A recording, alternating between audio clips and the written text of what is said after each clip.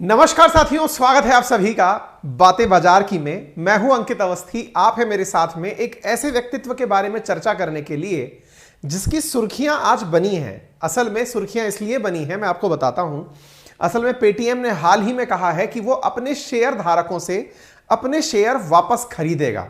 ये खबर जब बनी, मैं इसके ऊपर पूरी रिपोर्ट तैयार करवाने के लिए टीम को बोला कि आप इसको बहुत अच्छे से कवर करिए।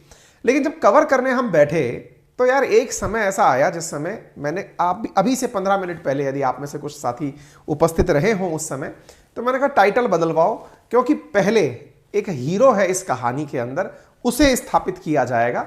व्यापार है, उसके अंदर ऊंच नीच होती रहती है, उसके बारे में मध्यांतर के बाद में एक अलग एपिसोड में बताया जाएगा। इससे पहले हमने जो सेशन बनाया था उसका नाम था कि पेटीएम शुरू कर रही है बाईबैक। क्या होता है बाईबैक, पूरी तरह से एक टेक्निकल सेशन में लेने जा रहा था। अभी से 15 मिनट पहले मैंने टाइटल बदला और बदल करके सबसे पहले उस व्यक्ति के बारे में चर्चा आप लोगों से की जाना बहुत ज्यादा जरूरी है जिसने पेटीएम बनाया। तो आइए शुरुआत करते हैं आज के सेशन की, और सबसे गुजारिश करते हैं कि आप इस सेशन को इसलिए साझा करिए क्योंकि ये आप सबके लिए एक डेफिनेटली रेफरेंस फ्रेम बन सकता है। आप इन्हें एक मानक के रूप में स्थापित मान सकते हैं कि हमारी एजुकेशन, हमारी सराउंडिंग, हमारे घर वाले किस किस तरीके से हमारे काम आते हैं और किसको हमने कितना दिमाग में रखना होता है। समटाइम्स हम मानते हैं हम हिंदी मीडियम के छात्र हैं तो आईएएस नहीं बन पाएंगे, हम हिंदी मीडियम के छात्र हैं तो व्यापारी नहीं बन पाएंगे, हम पढ़ाई में अच्छे नहीं हैं तो कुछ नहीं कर पाएंगे। और विशेष रूप से तब जब पेटीएम जैसी कंपनी ना जाने कितने ही आईआईटीएंस या आईआईएम से पढ़े हुए लोगों को जॉब पर रखी है, उस समय में एक ऐसा व्यक्ति जिसने कभी खुद आईआईटी का दर्शन ना किया हो, एक ऐसा व्यक्ति जिसने कभी इंग्लिश में किताबें ना पढ़ी हो, और वो एक ऐसी कंपनी चला ले, बड़ी बात है साहब। इसलिए मैंने पहले आपसे गुजारिश की है कि आप थोड़ा पेशेंस के साथ इस कहानी को 2 पार्ट्स में सुनने जा रहे हैं। आज के पहले पार्ट में हम केवल आपको एक फील गुड के साथ पेटीएम के साथ छोड़ने वाले हैं। तो चलिए बिना किसी देरी के सेशन को साझा करते हैं। आप भी अपने सभी साथियों के साथ इस सेशन को साझा कर दीजिए। हमारी तरह जैसे मैं आप लोगों से साझा करने से पहले ही एक अपने आप के अंदर मतलब पॉजिटिविटी आ गई थी, आपके अंदर भी डेफिनेटली आ जाएगी, ऐसी अपेक्षा करता हूं। चलिए शुरुआत करते हैं। सबसे पहले चर्चा है आज के पेटीएम की। हमने खबर क्यों करना चाही थी, चूंकि पार्ट 2 में हम लेंगे उसे, कि पेटीएम बोर्ड ने डिसाइड किया है 13 तारीख से बाईबैक करना। तो 13 तारीख में अभी 2 दिन बाकी हैं। ऐसी स्थिति में हम तब से पहले आपको यह सेशन दे देंगे कि पेटीएम बोर्ड का बाईबैक ऑफर क्या है। लेकिन उससे पहले चर्चा करते हैं हमारे पेटीएम की, जो इंडियन ब्रांड है, जिसका आईपीओ इंडिया के अब तक के सबसे बड़े इनिशियल पब्लिक ऑफरिंग्स में से एक रहा। इंडिया में अब तक एलआईसी के बाद अगर कोई रहा है तो वो पेटीएम है। एलआईसी जब तक नहीं था तब तक पेटीएम का ही आईपीओ सबसे बड़ा आईपीओ माना जाता था। जिस व्यक्ति की आज हम चर्चा करने जा रहे हैं उनका नाम है विजय शेखर शर्मा। फोर्ब्स ने, जो कि दुनिया भर के अंदर बिलियनियर्स की लिस्ट निकालती है, इन्हें भी बिलियनियर लिस्ट में शामिल किया। विजय शेखर शर्मा के बारे में जो फोर्ब्स ने लिखा वो आप लाइन दर लाइन समझ लीजिए। नंबर 1, 2022 में इनकी नेटवर्थ, स्वयं की नेटवर्थ 1.2 बिलियन डॉलर थी, नंबर 1। नंबर दूसरा, इंडिया में 2016 का जो डिमोनेटाइजेशन हुआ उसके द्वारा सबसे बड़ा अगर कोई बेनिफिशियरी था तो ये थे। इसके अलावा इनके बारे में लिखा गया है कि इनके जीवन की सबसे बड़ी उपलब्धियों में अगर कोई बात शुमार है तो वो ये है कि दुनिया में जो सबसे बड़ा इन्वेस्टर समझा जाता है, अगर आप चाहेंगे तो मुझे कमेंट बॉक्स में बताइएगा, मैं उनकी कहानी भी आपके सामने रखूंगा, जिनका नाम है वॉरेन बफेट। वही वॉरेन बफेट जिनके बारे में कहा जाता है कि वो किसी कंपनी को रन नहीं करते लेकिन सब कंपनियों को रन करते हैं। यानी वो एक ऐसा व्यक्ति जिसके द्वारा एक कंपनी के रूप में अगर कुछ चलाया जाता है तो उसका नाम है बर्कशायर हाथवे। सैकड़ों, मुश्किल से 100 के आसपास मतलब कर्मचारी कुल मिलाकर होंगे। दुनिया भर की ना जाने कितनी कंपनियों में उनका इन्वेस्टमेंट है, और जब से उनके इन्वेस्टमेंट हैं तब से ही वो दुनिया के टॉप 10 बिलियनियर्स में शामिल रहे हैं। हम उनके बारे में भी जरूर चर्चा करेंगे, वॉरेन बफेट के बारे में। अगर आप चाहें तो मुझे सेशन के बाद में बताइएगा कमेंट करके, अगर आप उनकी भी कहानी मुझसे सुनना चाहते हैं। लेकिन फिलहाल के लिए इनके जीवन की बड़ी उपलब्धि थी जब वॉरेन बफेट की कंपनी ने पेटीएम के शेयर परचेज किए थे। कहते हैं कि वॉरेन बफेट जिस कंपनी के शेयर परचेज करें, समझिए कि उसका सिलेक्शन हो गया है एक प्रकार से। अब वो स्थापित कंपनी है, अब उसे कोई पीछे नहीं धकेल सकता। ऐसी कंपनी के शेयर परचेज करने से ये सुर्खियों में आए थे 2018 में, यानी पेटीएम दुनिया के अंदर सुर्खी 2018 में बना। Sharma has created Paytm mall, e commerce business and Paytm payment bank. इसके अलावा भी ना जाने क्या क्या है। तो चलिए पेटीएम पेमेंट बैंक के मालिक विजय शेखर शर्मा के बारे में आपको कुछ बातें बताते हैं। लेकिन उससे पहले जो साथी पेटीएम जानते हैं बहुत बढ़िया, नहीं जानते हैं उनके बारे में थोड़ी जानकारी यहां से निकाल लीजिए। पेटीएम के पास 6 करोड़ बैंक अकाउंट्स हैं। जो पेटीएम बैंक है इनकी, Paytm payment bank, 6 crore customers, 30 crore से ज्यादा वॉलेट, बैंक वॉलेट। आबादी को देखते हुए आप अंदाजा लगाइएगा। Zero balance saving accounts, virtual debit card जैसी सुविधा देता है पेटीएम, जिसके मालिक हैं विजय शेखर शर्मा। विजय शेखर शर्मा का जन्म 1978 में, अगर उम्र के लिहाज से देखें तो 46 साल के, 44 साल के व्यक्ति। इनका जन्म कब हुआ? विजय शेखर शर्मा का जन्म उत्तर प्रदेश के अंदर 1978 में हुआ। आपकी इनिशियल स्टडी अलीगढ़ में हुई और आप एक हिंदी मीडियम विद्यालय से पढ़कर पास हुए। हिंदी मीडियम में कक्षा ली। पिताजी इनके स्कूल टीचर, माताजी इनकी गृहिणी। एक साधारण परिवार, मतलब ये आपको जो सबसे कॉमन कॉम्बिनेशन मिल सकता है वो है। विजय शेखर के शुरुआती पढ़ाई अलीगढ़ के छोटे से कस्बे हरदुआगंज के एक हिंदी मीडियम स्कूल से हुई थी। यह बात बार बार मैं आपके सामने क्यों फोकस कर रहा हूं, इसके पीछे का बड़ा कारण यह है क्योंकि आप और हम में से बहुत सारे लोग ये मानकर चलते हैं कि भाई अगर कुछ भी हो तो एक हिंदी मीडियम का बच्चा क्या कर सकता है, यह लोगों के लिए बड़ी कहानी बनती है। अब तक हमने हिंदी मीडियम से बहुत सारे आईएएस आईपीएस सुने हैं, लेकिन क्या कभी कोई बिजनेस माध्यम या फिर आज के जमाने में कोई बिजनेस व्यक्ति सुना है? तो उनकी कहानी ये बनेगी।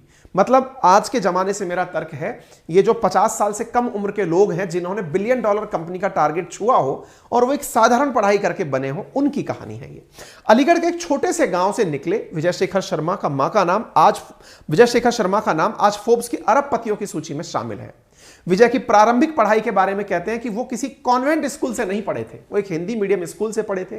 पढ़ने में मेधावी थे, पढ़ने में हमेशा, जैसे होता है सरकारी स्कूलों में, अगर आप ठीक परफॉर्म कर रहे हैं तो आप हिंदी मीडियम स्कूल, सरकारी स्कूल परफॉर्मर्स को टॉपर होने का रुतबा मिल ही जाता है। ये अपनी स्कूल में, छोटी स्कूल में टॉपर रहे। अपनी मेधा के दम पर इन्होंने 12th की परीक्षा मात्र 14 साल की एज में पूरी कर दी। मैं इसके पीछे एक बहुत बड़ी कहानी बताता हूं। इनकी कहानी छोड़िए, मैं ना जब इनके बारे में पढ़ रहा था तो मैं खुद से अपने आप को रिलेट कर रहा था। मैं विजय शेखर शर्मा जितना बड़ा आदमी नहीं हूं, मैं तो मतलब शायद जानते भी नहीं होंगे कि कोई मैं क्या हूं। ये कोइंसिडेंस है, सेम यही सब कुछ मेरे साथ भी घटित हुआ। इसलिए मैंने इस कहानी को ना आपके साथ में साझा करते समय एक आत्मीयता महसूस की।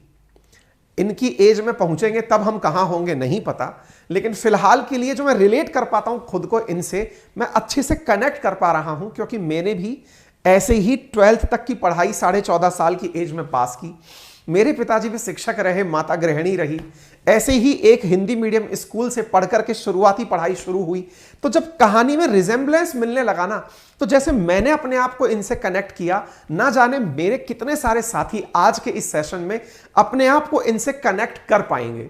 इसलिए मैं इनके बारे में, इनकी कंपनी क्या कर रही है, कैसे कर रही है, वो तो हम डिस्कस कर ही लेंगे, लेकिन आप और हम जैसे रिलेट करते हैं, जैसे कल को किसी को पता चलता है एक किसान का बेटा आईएएस बन गया, तो वो बच्चा खुद को रिलेट कर पाता है कि यार मैं भी एक किसान के परिवार में जन्मा हूं, मैंने भी ऐसे ही पढ़ाई की है, मैंने भी यही सब्जेक्ट्स लिए थे, क्या पता मेरा भी आईएएस में हो जाए। वो जो कनेक्शन है ना, वो आप इनके साथ जोड़ पाएंगे। मुझे पर्सनली ऐसा लगा, मैं इनके साथ कनेक्शन जोड़ पाया। ठीक है, अब साहब ये अपनी अलीगढ़ से पढ़ाई के लिए बाहर जाना चाहते थे, तो विजय ने दिल्ली के अंदर दिल्ली कॉलेज ऑफ इंजीनियरिंग के अंदर एडमिशन लिया। लेकिन एडमिशन के बाद में जो दिक्कतें शुरू हुई वो थी मीडियम की, क्योंकि जो बच्चा 12th तक हिंदी मीडियम से पढ़ा हो, उसे अचानक इंग्लिश मीडियम में अगर आप बीटेक करने के लिए दे देंगे तो बड़ी दुविधाओं का सामना करना पड़ता है। ये मैं बहुत अच्छे से जानता हूं और आप एज एन लिसनर ये आप भी बहुत अच्छे से जानते होंगे।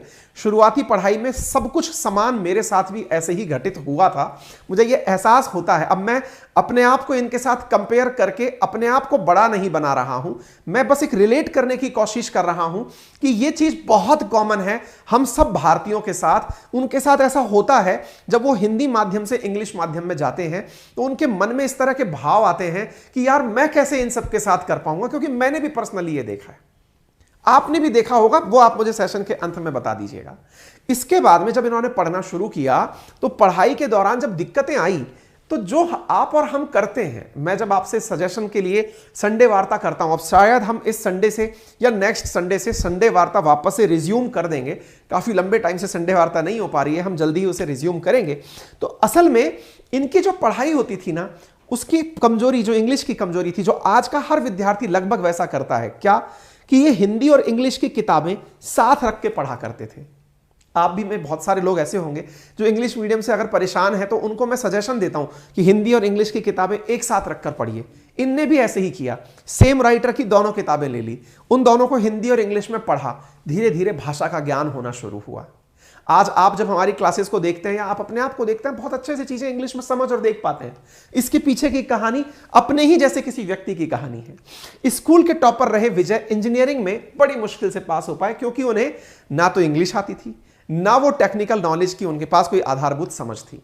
लेकिन इसके बाद इन्होंने अपने आप को यह सोचा कि सबसे पहले इसी चीज पर काबू पाना है। और देखिए, इंग्लिश ना एक मानसिकता है। आप में से जितने भी साथी ये मान लेते हैं कि मुझे इंग्लिश नहीं आती, उनके लिए बहुत बड़ा चैलेंज है। लेकिन जो ये मान लेते हैं कि ये भी एक वे ऑफ एक्सप्रेशन है, जैसे हम हिंदी में अपनी बातें रख पाते हैं, पैदा होते ही तो हम हिंदी में नहीं सीख गए थे, हमें घर वालों ने बोलना सिखाया था, हमें मीनिंग समझाए थे। आज भी हम बहुत से शब्द हिंदी में सीखते हैं। ऐसे ही कोई सी भी भाषा हो, चाहे तमिल हो, तेलुगु हो, पोर्तुगीज हो, जर्मन हो, फ्रेंच हो, कुछ भी हो, ये सब भाषाएं ही तो हैं, अभिव्यक्ति की भाषाएं हैं। बहुत सी फिल्में तो आप बिना भाषा के भी समझ लेते हैं। कोरियन फिल्मों को बिना सबटाइटल्स के भी आप बहुत अच्छे से फील कर लेते हैं कि यार स्टोरी में दम है। यानी अभिव्यक्ति जो है ना, वो सबसे बड़ी चीज है। भाषा तो एक माध्यम है। तो इन्होंने उस माध्यम के लिए अपनी पुरानी किताबें और मैगजीन उठाकर दोस्तों की मदद से अंग्रेजी सीखना शुरू किया। और धीरे धीरे इन्होंने पढ़ते हुए, जब किताबों को साथ साथ पढ़ रहे थे, तो इन्होंने अंग्रेजी पर अच्छी पकड़ बना ली। आपको मालूम है, इनकी कहानी में एक व्यक्ति को और ऐड कर देता हूं मैं। आप में से बहुत से साथियों ने मुझसे जैक मा का नाम सुना होगा। उम्मीद है आपको याद हो जैक मा, जिनके बारे में भी आज जिक्र आएगा, जो कि अलीबाबा ग्रुप के मालिक हैं, जो कि इंडिया के मतलब वर्ल्ड के अंदर बड़ी कंपनियों में से एक है। चाइनीज कंपनी है। कुछ दिनों पहले अलीबाबा गायब हो गए थे। उनकी कहानी को भी रिलेट करिएगा अगर आप चाहेंगे ना। तो ऐसे लोगों की कहानी जो कि बहुत छोटे लेवल से बहुत बड़े लेवल तक का सफर किए, उनकी कहानी हम इस चैनल पर जरूर करेंगे, क्योंकि ये बातें बाजार की हैं। और बाजार की बातों में ऐसे लोगों की जिक्र करना हम में यह विश्वास पैदा करता है कि हमारे पास केवल सरकारी नौकरी ही एक ऑप्शन नहीं है पैसे कमाने का। हमारे पास ऑप्शंस ही ऑप्शंस हैं पैसे कमाने के। सरकारी नौकरियां ठीक है, हमको मिलती हैं, बहुत बढ़िया बात है। नहीं मिलती तो हम उससे भी बड़े आदमी बनेंगे भाई। हम अपने आप को लिमिट क्यों करें? हमारी मानसिकता को बदलने के लिए मैंने ये बातें बाजार की शुरू की है, जिसमें ना केवल हम ट्रेडिंग ना जाने। मैं अलीबाबा की बात पर वापस लौटता हूं। तो जो जैक मा है ना, वो और भी साधारण थे। साधारण से अर्थ आप इतना लगाइए कि उन्हें भी इंग्लिश का बहुत डर था। और इंग्लिश का डर था तो उन्होंने इंग्लिश सीखने के लिए टूरिस्ट गाइड का काम किया। जो भी फॉरेनर्स आते, उनके साथ में एक साधारण छात्र के रूप में फॉरेनर गाइड के साथ में जुड़ जाते और उनसे इंग्लिश में कन्वर्सेशन करके चाइनीज व्यक्ति, जहां पर चाइनीज में चाइना में मंदारिन सिखाने पर जोर है, वो व्यक्ति इंग्लिश सीख रहा था। इंग्लिश सीख के ऐसे ही फॉरेनर्स की मदद से अमेरिका पहुंच गया। ये कहने का अर्थ ये है कि हम में से बहुत सारे नॉर्थ इंडियंस जो मुझे अच्छे से अभी सुन और समझ पा रहे हैं, उनकी प्रोग्रेस की एक बहुत बड़ी बोटलनेक है इंग्लिश। बहुत बड़ी बोटलनेक इंग्लिश का मतलब ये नहीं है कि इंग्लिश बहुत बड़ा हवा है, हमने बना लिया। हमारी प्रोग्रेस में, आप जिस भी कार्यालय में काम करते हो, आपकी सराउंडिंग में जो भी व्यक्ति हो, उसे टूटी फूटी अंग्रेजी बोलना भी आता है, तो वो शायद हमसे 2-5 हजार एक्स्ट्रा पाता होगा। ये बहुत बड़ी चीज है। सीखने में शर्म क्या है? सीखिए, कोई सीखने की उम्र नहीं होती है ना। तो ये सब चीजें रिलेट करती हैं। तो इन्होंने भी यही काम किया। इन्होंने धीरे धीरे किताबों को साथ साथ पढ़ना शुरू किया। क्लास में टॉप रहने वाला व्यक्ति, लेकिन अब शर्म के मारे कॉलेज जाना छोड़ चुका था। क्यों छोड़ चुका था? आप रिलेट कर पा रहे होंगे। जो क्लास में टॉपर रहा होता है, उसको हमेशा मन करता है कि मैं हमेशा टॉप करूं। और जब आप हमेशा टॉप नहीं कर पाते ना, तो आप ऐसी जगह जाने से डरते हैं। ये भी आप रिलेट करिएगा। ये सब घटनाएं आप बीती सी लग रही हैं। ऐसा लग रहा है हम और आपकी कॉमन बातें हो रही हैं। ठीक है। तो ऐसी स्थिति में 1997 में जब ये कॉलेज की पढ़ाई के दौरान काम कर रहे थे, तो इन्होंने एक वेबसाइट की स्थापना की जिसका नाम था indiasite.net। 2 साल में ही इन्हें कई लाख रुपए में इन्होंने इस वेबसाइट को बेच दिया। अब देखिए, 19 कब पैदा हुए थे? 78 में। आप अभी 1997 में आए हैं, यानी कि अगर 78, 88, 98, अभी 19 साल की उम्र में हैं आप। और उस समय पर आपने एक वेबसाइट बनाकर बेच भी दी। और कई लाख रुपए कमा लिए। वर्ष 2000, अगेन मैं इसलिए बार बार बोलता हूं, 22 साल की उम्र में इन्होंने 197 नामक कंपनी बनाई। पता है ये कंपनी का 197 का नाम क्यों रखा गया था? क्योंकि उस समय बीएसएनएल बहुत तेजी से चलता था और बीएसएनएल का कस्टमर केयर नंबर होता था 197। तो इन्होंने 1 को 1 लिख दिया और 97 लिख दिया, तो ये 197 बन गया, 197 कम्युनिकेशंस। आज भी पेटीएम की जो पेरेंट कंपनी है उसका नाम 197 कम्युनिकेशंस है। सोचकर देखिए कि किसी जमाने में बीएसएनएल, आप में से आपके घर के बड़े भाई या पापा मम्मी से पूछिएगा, उन्हें याद होगा एक जमाना बीएसएनएल का जमाना हुआ करता था। लोग लाइन में लगाकर के बीएसएनएल की सिम पाया करते थे।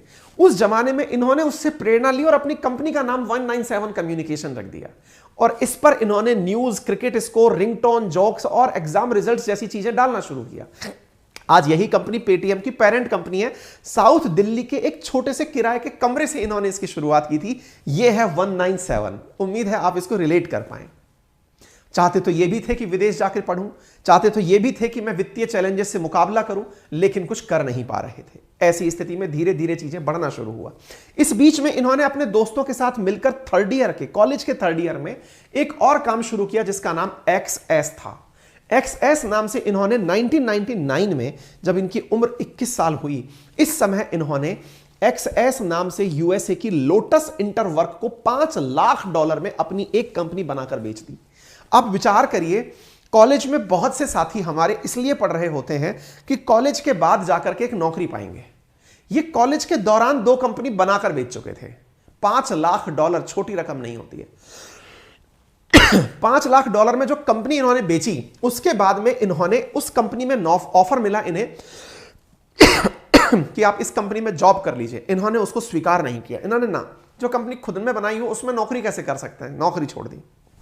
2001 के अंदर 197 नाम की कंपनी बनती है और उम्र आप जोड़ चुके होंगे कि इस समय ये 23 साल के हो चुके हैं। और यहां पर इन्होंने धीरे धीरे अपनी चुनौतियों को स्वीकारना शुरू किया। इन्हें बहुत सारी दिक्कतें आना शुरू हुई, फाइनेंशियल क्राइसिस आने शुरू हुए, मॉरली ये टूटने लगे, क्योंकि उस समय देश में इंटरनेट बहुत महंगा था और उस समय ऑनलाइन के अंदर इतनी ज्यादा लोगों में अवेयरनेस नहीं थी। कहते हैं कि इन्होंने जब कंपनी शुरू की तो जिनके पार्टनर्स थे वो भी इसलिए छोड़कर चले गए क्योंकि फाइनेंशियल क्राइसिस था। अपनी हालत को इन्होंने खुद से बयां करते हुए कहा है कि एक ऐसा समय था जब पैसा बचाने के लिए मैं अपनी मंजिल तक का सफर पैदल किया करता था, केवल 2 कप चाय पी के पूरा दिन गुजारा करता था। यानी डार्क साइड सबके जीवन में होते हैं। कभी भी अपने डार्क साइड से अपना मोरल डाउन मत करिए। आप वही हैं जो इन चुनौतियों को जीत जाएंगे, इनसे पार पा जाएंगे। विजय की कंपनी तब चल पड़ी जब उनकी मुलाकात एक नामी एंजल इन्वेस्टर के साथ हुई, जिन्होंने विजय को एक बड़े प्रोजेक्ट के अंदर हिस्सेदारी दी, कुछ पैसे देकर इनके हिस्से परचेज कर लिए। साल 2010 में स्मार्टफोन्स और इंटरनेट का दौर जब शुरू हुआ तो विजय ने मौके का फायदा उठाते हुए कंज्यूमर बेस्ड ब्रांड लाने का आइडिया दिया। यूजर्स को ना केवल कंटेंट बल्कि उन्हें ऑफर दिए और पेटीएम की धीरे धीरे शुरुआत हो गई। अब ये पेटीएम की कहानी भी बड़ी रोचक लगती है। पेटीएम शब्द से ऐसा लगता है कि ये एटीएम का स्थान ले लिया है। वास्तविकता में इसकी फुल फॉर्म है पे थ्रू मोबाइल, यानी मोबाइल के माध्यम से पेमेंट करिए। असल में पेमेंट की जो शुरुआत है, इनके द्वारा मोबाइल को रिचार्ज करने के लिए, बिल का पेमेंट करने के लिए, बिजली का बिल भरने के लिए, फोन का बिल भरने के लिए एक एप्लीकेशन बनाया था जो कि कोरोना काल से पहले भी लोगों के द्वारा इस प्रकार के रिचार्जेस में काम में लिया जाता था। यानी पे थ्रू मोबाइल, ये पेटीएम है। हमें लगता है एटीएम का, इन्होंने पेटीएम कर दिया है, लेकिन आज एटीएम जैसा ही लगता है क्योंकि आप सब लोग इसको स्कैन में यूज लेते हैं। विजय अपने बिजनेस को बढ़ाने के बारे में सोच चुके थे। कुछ ऐसी बातें हुई जिन्होंने इन्हें नया आइडिया दिया बिजनेस का। विजय जब भी किराने की दुकान पर सामान लेने जाते तो वो चिल्लर की दिक्कत होती, आइडिया आता। देखते कहते हैं कि जब समस्या आती है तो आप समाधान खोजते हैं, और समाधान के लिए इन्होंने खोजा कि यार जब लोग पेमेंट के लिए स्कैनर का उपयोग कर सकते हैं तो ये चिल्लर की दिक्कत को दूर क्यों ना किया जाए। आज की स्थिति यह है कि इस डिजिटलाइजेशन के कारण टॉफी उद्योग संकट में आ गया है। शायद आपको पता ना हो, टॉफी उद्योग संकट में इसलिए आ गया है कि बहुत सारे दुकानदार, किराना व्यापारी आपको टॉफियां पकड़ाते ही इसलिए थे, सर 1 रुपया चेंज नहीं है, सर 2 रुपया चेंज नहीं है। कई तो भाई साहब 8-8 रुपया, 9-9 रुपये की जगह टॉफियां टिका देते थे। आज आप लोग एग्जैक्ट पेमेंट करते हैं, चिल्लर का मतला ही खत्म हो गया। ऐसी स्थिति में इन्हें यह आइडिया आना शुरू हुआ। 2010 में यह पेटीएम लेकर आ गए। 197 से पेटीएम अब बन के आता है और इन्होंने इसे शुरू किया, जो आज मनी ट्रांजैक्शन के लिए यूज होने वाला इंडिया का शायद सबसे बड़ा एप्लीकेशन होगा। धीरे धीरे इसके अंदर इन्होंने पेटीएम यानी पे थ्रू मोबाइल को आगे बढ़ाते हुए अपना काम आगे बढ़ाया। पेटीएम ने 2014 में मोबाइल वॉलेट शुरू किया। आपको मैंने कल अडानी की कहानी सुनाई थी। मैंने आपसे कहा था कि आप लोग जब एक बार विचार कर लेते हैं ना, तो कायनात आपको वो सारी चीजें दिलाने में जुट जाती है। आप बस सकारात्मक सोच रखिए। हमारा दिमाग ना एक तरह से ऐसे समझिए कि हमारा दिमाग मोबाइल सिम की तरह है, जिसके सराउंडिंग में सब तरह के नेटवर्क हैं। आज मेरे मोबाइल में अगर जियो का नेटवर्क आ रहा है, तो ऐसा नहीं है कि इस रूम में एयरटेल का नहीं है या वोडाफोन का नहीं है या बीएसएनएल का नेटवर्क नहीं है, सबके नेटवर्क हैं। लेकिन सिम ने केवल जियो को पकड़ा, क्योंकि उसके अंदर ससेप्टेबिलिटी है। सोच का और मौकों का भी यही हाल है। यदि आप सोच सकारात्मक रखेंगे तो आइडिया भी सकारात्मक आते हैं। कायनात आपको उस लायक बनाने के लिए निकल पड़ती है, आप जैसा सोच रखते हैं। और यहीं से इनके पास में आइडियाज की शुरुआत आप सोचकर देखिए, जैसे इन्हीं का इंतजार कर रही थी। 2014 में इन्होंने मोबाइल वॉलेट शुरू किया। भारत के अंदर पहले ही आकर के इन्होंने जो धमाका मचाया, सीधा फायदा मिला मोदी जी के एक भाषण से।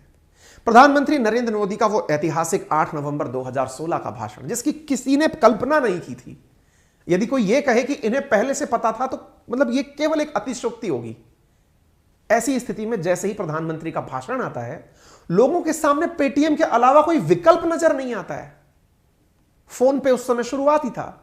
पेटीएम ने अपनी बातें इतनी जबरदस्त तरीके से, क्योंकि लोग 500 और 1000 के बिना बैंक अकाउंट को मोबाइल वॉलेट जो कि 2014 में शुरू हो चुका था, उसे यूज कर रहा था। और पेटीएम जन जन तक जाकर स्कैनर लगा रहा था। स्कैनर लगाओ, पैसे लो। दुकान वालों को स्कैनर बांट रहा था, सब जगह स्कैनर। यानी आप लंबी लाइन में लग रहे हैं और पेटीएम सबको पकड़ पकड़ कर स्कैनर टिका रहा है और मोबाइल से कनेक्ट कर रहा है।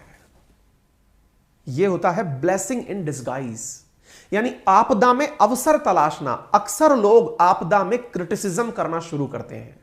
आज भी बहुत से वे लोग बड़ी बड़ी कंपनियां बन गए जिन्होंने कोरोना को अवसर में बदला। बहुत सारे लोग क्रिटिसाइज करते रह गए, ना जाने ये सरकार क्या कर रही है। सरकार केवल आपको सुविधाएं दे सकती है जो सबको देती है, आपको उसमें से अवसर तलाशने हैं। यही काम इन्होंने किया। 6 साल पहले जो नोटबंदी हुई थी, उसने उस समय जब कुल 12-12.5 करोड़ कंज्यूमर थे, आज आप इससे अंदाजा लगा सकते हैं कि 8 नवंबर की रात 8 बजे जब प्रधानमंत्री ने देश में यह काम किया, मात्र इतना सा कहते ही 1 साल के अंदर पेटीएम के अंदर 435% ट्रैफिक इंक्रीज हो गया। यानी 200% डाउनलोड बढ़ गए। कुल ट्रांजैक्शन में 250% की बढ़ोतरी पहली ही साल में हो गई। कुछ लोग कहते हैं कि महज एक इत्तेफाक है। जनाब, इत्तेफाक भी उनके साथ होते हैं जो प्रयास करते हैं। घर बैठे रहते लोगों के साथ इत्तेफाक नहीं होते। यदि इन्होंने प्रयास ही नहीं किया होता, ये उस समय जिस समय मोदी जी घोषणा कर रहे हैं, उस समय ये लाइन बोल रहे होते कि मैं कुछ ऐसा बनाऊंगा। बनाया लोगों ने, बने लोग, बड़े लोग बन के आए। बहुत सारे लोगों ने, व्हाट्सएप का पेटीएम तो अब आया है, यानी पेमेंट ऐप तो अब आया है। लोगों ने देख करके बनाया, कोई पहले से ही लगा हुआ था। इसी को तो आइडिया कहते हैं। बिजनेसमैन जो सबसे बड़ी रिस्क लेता है, वो अपने आइडिया को पानी से सींचने की लेता है। पानी में जो पानी डलता है ना, वो उसका खून पसीना होता है। यानी आइडिया रूपी जो पौधा है, वो बिजनेसमैन के लिए एक खून पसीने की बूंद से सिंचित किया गया पौधा होता है।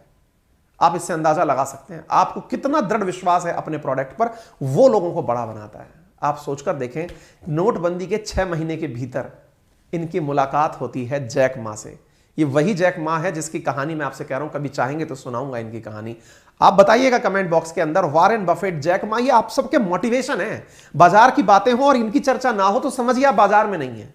ये वो लोग हैं जो सिंगल पीढ़ी में, अक्सर हम लोग कहानियां सुनते हैं अडानी, अंबानी, या फिर अडानी चलो हटा दो, अंबानी, टाटा, बिड़ला, ये कई पीढ़ियों के कारण अमीर हैं। टाटा का तो परिवार ही अमीरी में चल रहा है, बजाज का परिवार अमीरी में चल रहा है। यानी सेकंड जनरेशन, थर्ड जनरेशन वाले अमीर हैं। जो फर्स्ट जनरेशन में हमारी तरह मौके रखते हैं, उन लोगों की चर्चा अगर की जाए तो जैक मा को नहीं छोड़ सकते, विजय शेखर शर्मा को नहीं छोड़ सकते, अडानी को नहीं छोड़ सकते। यह अपने आप में आपके लिए एक बड़ा उदाहरण है। आप इधर से देखें कि पेटीएम के अंदर 1500 करोड़ रुपए इन्वेस्ट करने के लिए अलीबाबा चला आया।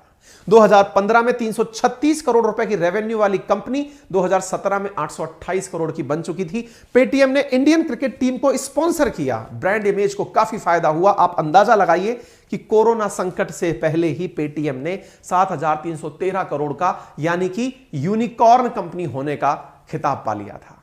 वर्ष 2018 के अंदर इनकी मतलब कहते हैं ना कि अपने सितारों में एक और कलंगी जुड़ गई, और वो क्या था?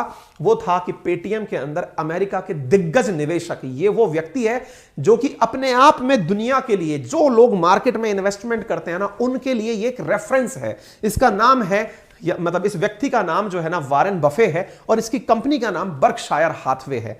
ये वो व्यक्ति है जो आपको बैठे बैठे ये सिखाएगा कि आप कुछ मत करिए अगर, और केवल पढ़ाई करते हैं, दुनिया का केवल मार्केट एनालाइज करते हैं, तो भी आप अरबोंपति हो सकते हैं। बस अपने कन्विक्शन पर बिलीव रखिए कि मैंने जो स्टडी की है वो पूर्ण की है। ये व्यक्ति आज भी घंटों पढ़ता है, और पता है क्या पढ़ता है? आने वाली कंपनियों की पूरी बैलेंस शीट पढ़ता है, उस कंपनी का पूरा इतिहास, मार्केट की पूरी जरूरत, केवल पढ़ाई और घर बैठे पैसा। ये है वो व्यक्ति, समझे आप? आज की स्थिति क्या है पेटीएम की वो जान लीजिए। आज की स्थिति यह है कि पेटीएम में विजय शेखर शर्मा का लगभग 15% हिस्सा है। इससे ज्यादा हिस्सा आंट ग्रुप, जो चाइनीज कंपनी है ना, अलीबाबा का ही एक आंट फाइनेंस करके ग्रुप है, उसका है। अलीबाबा का 7% है। एलिवेशन कैपिटल, सॉफ्ट बैंक, इन सब का परसेंटेज बड़ी मात्रा में इसके अंदर है। पैसा आया तो इन्होंने अपनी ब्रांचेस डाल दी। कई सारी कंपनियां अब पेटीएम के अंडर चलती हैं। पेटीएम के पास 20 अपनी सहायक कंपनियां हैं। पेटीएम पेमेंट बैंक की शुरुआत खुद अरुण जेटली जी के द्वारा की गई, जो उस समय वित्त मंत्री हुआ करते थे। पेटीएम पेमेंट बैंक के बाद में physical debit card, master card, तमाम सुविधाएं इनके द्वारा देना शुरू हुआ। नेशनल कोमाल मोबाइल एलिजिबिलिटी इन्होंने पास की, और इनको मतलब एक तरह से पेटीएम कार्ड जो है ना वो एक तरह से एटीएम कार्ड की तरह यूज होने लगा।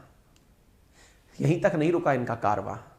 ये जो ढंका इन्होंने बजाया है, ये जो बुल के सींग इन्होंने पकड़े हैं, ये वो कहानी है जब जाकर के इन्होंने अपनी कंपनी को national stock exchange and Bombay stock exchange में लिस्टिंग कर दी। इनिशियल पब्लिक ऑफरिंग आया वर्ष 2021 में आया। ये आईपीओ देश का तब तक का सबसे बड़ा आईपीओ था। लोगों ने इनको हाथों हाथ लिया। इनका इनिशियल जो शेयर है वो 2,000 रुपए से ऊपर का शेयर रेट निकाला गया। यानी आपको यह कहानी सुनकर कैसा लगा ये मुझे जरूर बताइएगा, और इस कहानी से आपको जो प्रेरणा मिली वो जरूर मुझे कमेंट बॉक्स में साझा करिएगा। आईपीओ आने के बाद क्या हुआ वो है कहानी का पार्ट 2, जो कि मैं इसके बाद लेके आऊंगा। कंटेंट ऑलरेडी तैयार है, सब कुछ था, पर मैंने कहा नहीं, कहानी में किरदार है, पहले उसे स्थापित किया जाएगा। आईपीओ आया है, मार्केट की बातें हैं, उसे पार्ट 2 में किया जाएगा। फिलहाल के लिए इतना ही। उम्मीद है आपको हमारे द्वारा दी जा रही जानकारियां नई प्रेरणा का संचार करती होंगी, बाजार के लिए आपके मन में पॉजिटिविटी लाती होंगी। और अगर आपके साथ ऐसा वाकई में हो रहा है तो हमें कमेंट करके जरूर बताएं। चैनल पर नए हैं बातें बाजार की पर, तो इसे सब्सक्राइब करें। बातें बाजार की अंकित इंस्पायर्स इंडिया का एक अभिनव प्रयास है, आप सबके साथ ही यह संभव है। तो आप इसे जितना ज्यादा साझा करेंगे, शेयर करेंगे, सब्सक्राइब करेंगे, उतना हमारा ऊर्जा का संचार और बढ़ता चला जाएगा। फिलहाल के लिए इतना ही। अपना ख्याल रखें। धन्यवाद।